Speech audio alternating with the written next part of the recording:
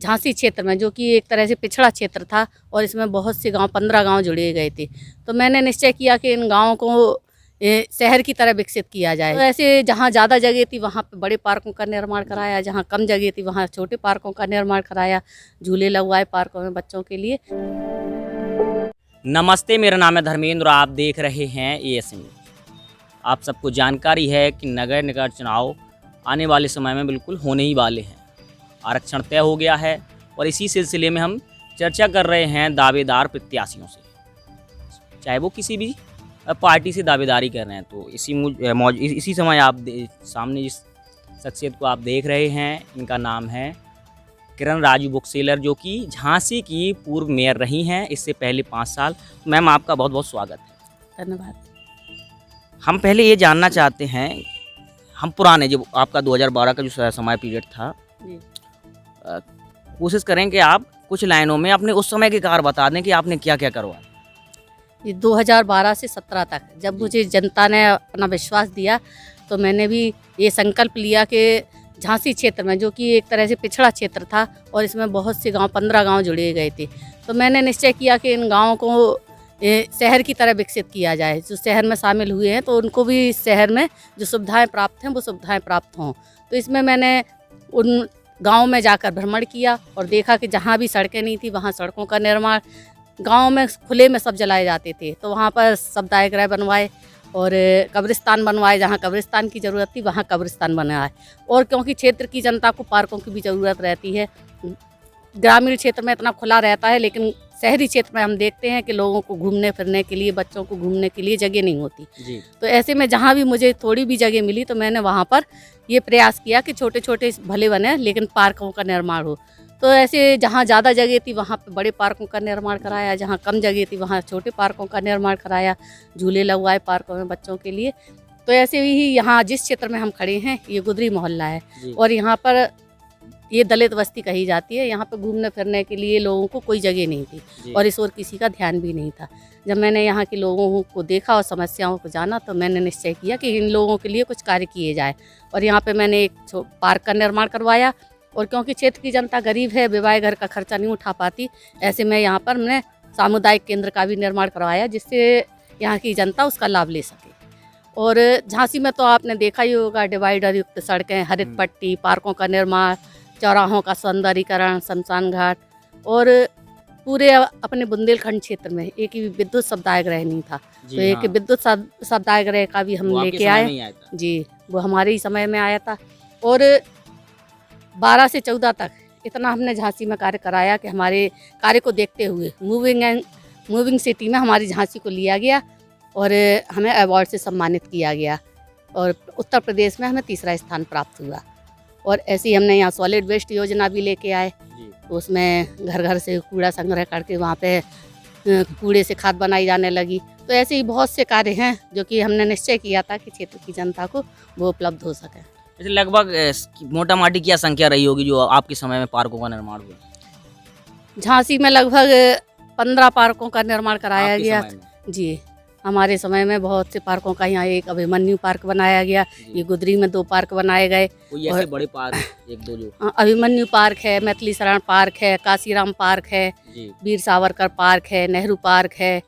ऐसे बहुत से पार्क हैं जिनकी उंगलियों पे गिनती की जा सकती है, लेकिन क्योंकि ये झांसी के पार्क हैं, ये सारी जनता के पार्क हैं, इसलिए मैं केवल यही कहना चाहती हूँ कि जो पार्क पुराने जीर्ण थे उनका सौंदर्यीकरण कराया और जहाँ पे जगह मिली वहाँ पर नए पार्कों का निर्माण कराया। गरिया गांव में भी एक पार्क बनवाया। तो जहाँ भी हमने देखा कि वहाँ क्षेत्र की जनता को जिस चीज़ की ज़रूरत है वो हमने करवाया है। आप पूर्व मेयर रही हैं तो दावेदारी आपकी प्रबल मानी जा रही है, तो इसकी जानकारी आपको तो मिल ही रही होगी। देखिए, प्रबल दावेदारी क्या है, जो हमारी भारतीय जनता पार्टी है इसकी हम कर्मठ सिपाही हैं। अगर पार्टी का आदेश होगा, जनता तो, क्योंकि जनता ने मुझे भरपूर सहयोग दिया था और अभी भी जनता भरपूर सहयोग देगी। अगर पार्टी का आदेश होगा, पार्टी अगर चाहेगी तो हम दोबारा चुनाव लड़ना चाहेंगे। तो ग्राउंड पे जाना आपने शुरू कर दिया? ये ग्राउंड पे तो हम हर समय रहे, क्योंकि मैं एक मध्यम परिवार की महिला हूँ। मध्यम परिवार के लोगों का भी दर्द जानती हूँ और बड़े परिवारों में भी जाती हूँ। अधिकांश मध्यम वर्ग के लोगों को छोटी छोटी समस्याएं होती हैं और यदि उन समस्याओं का निराकरण कर दिया जाए तो हमारी झांसी जैसा हम चाहते हैं वैसी डेवलप हो सकती है। जी 2017 से 22 तक मतलब आप घर पे रहीं, तो इसके साथ मतलब घर पे जब रहने के साथ और क्या काम कर रही थी इन 5 साल? किसी और दूसरे राजनीतिक पद पे थी? जी, भारतीय जनता पार्टी ने मुझे प्रदेश में प्रदेश कार्यकारिणी का दायित्व सौंपा, अनुसूचित मोर्चा में प्रदेश उपाध्यक्ष का दायित्व सौंपा। तो पार्टी के स्तर से जो भी हमें कार्य मिले हमने उनको पूरा किया, जो भी पार्टी निर्देश देती थी उनको पूरा करने का कार्य। और क्योंकि मैं झांसी मेरी जन्मभूमि है, कर्मभूमि है, तो इसलिए मेरा झांसी में हर जगह जाना आना होता है। तो अभी भी मैं जहाँ भी जाती हूँ तो लोगों की क्षेत्र की समस्याएँ मेरे दिमाग में रहती हैं। अगर और उस समय उसे जो भी समस्याएं यदि मेरे से सॉल्व होती हैं तो मैं करती हूँ, अन्यथा ऐसी बड़ी समस्याएं जो कि मेरे दिमाग में है अगर मौका मिला तो मैं उन्हें पूरा करूँगी। जी जैसे उस समय आपको 5 साल मिले थे, आपने 5 साल काम किया, लेकिन ऐसा क्या रह गया जो आप उस समय नहीं कर पाए? मतलब उन 5 सालों में ऐसा क्या रह गया जो आप चाहती थी कि वो हमें करने चाहिए, वो काम आप नहीं कर पाए? देखिए, एक तो हम ये चाहते थे कि महिलाओं के लिए कोई एक रोज़गार हो जिसमें केवल महिलाएं काम करें, और रोज़गार वहीं उपलब्ध हो जहां मैं, जैसे ये दलित बस्ती है तो कुछ महिलाओं के लिए ऐसा हो कि यहाँ के दलित लोग जो दूर तक नहीं जा पाते, घर की घरेलू महिलाएं हैं, उनको कोई रोज़गार उपलब्ध हो सके। लेकिन ये नगर निगम क्षेत्र में आता नहीं है ये रोज़गार।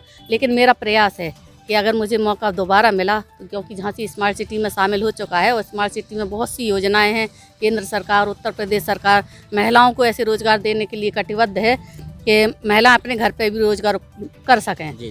तो मेरा प्रयास रहेगा कि मैं सभी विभागों से मिलकर ऐसे उद्योग धंधे स्थापित कर सकूँ, अगर थोड़ी भी जगह मिले कि उसमें महिलाएं काम कर सकें।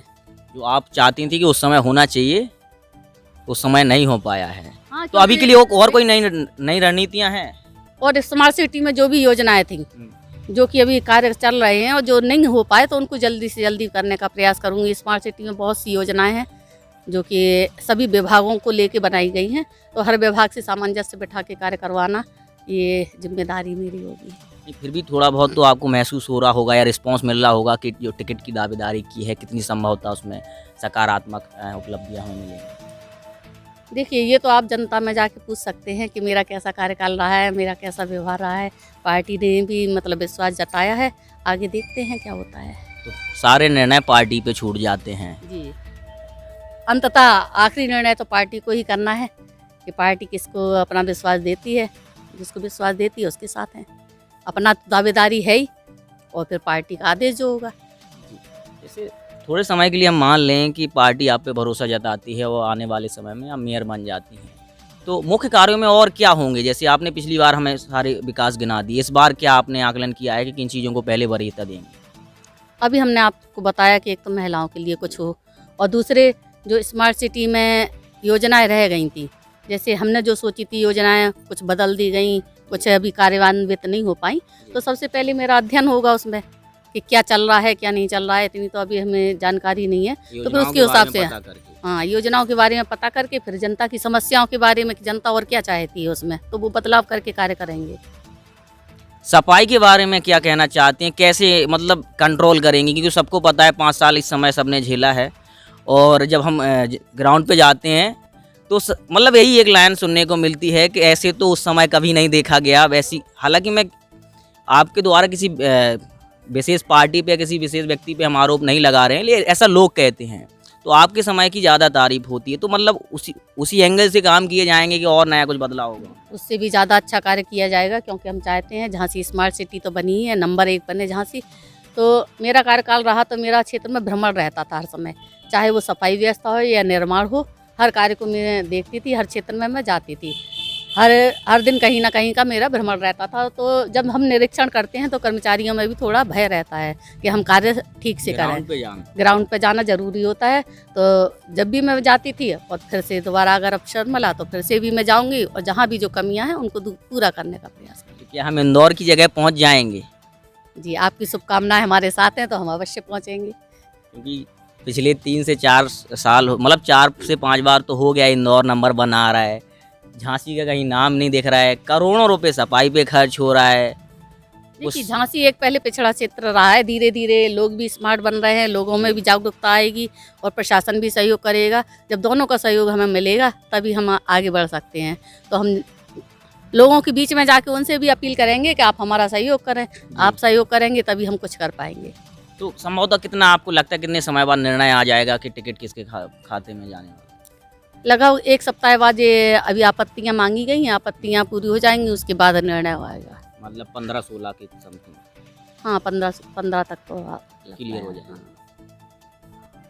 तो चर्चा अब अंतिम पड़ाव पर है, लेकिन चर्चा को ख़त्म करने से पहले किरण जी, आप क्या झांसी वासियों को कुछ खास संदेश देना चाहती हैं अपने माध्यम से?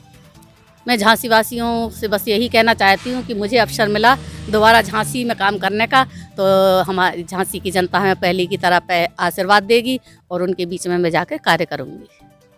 तो आप सुन रहे थे पूर्व मेयर किरण राजू बुकसेलर जी को, और ये प्रबल दावेदार मानी जा रही हैं बीजेपी की। आगे की सभी खबरें आप देखने के लिए चैनल को सब्सक्राइब कर लें। मेरा नाम है धर्मेंद्र, कैमरे के पीछे हैं गौरव और सितिक। धन्यवाद। धन्यवाद मैम। धन्यवाद।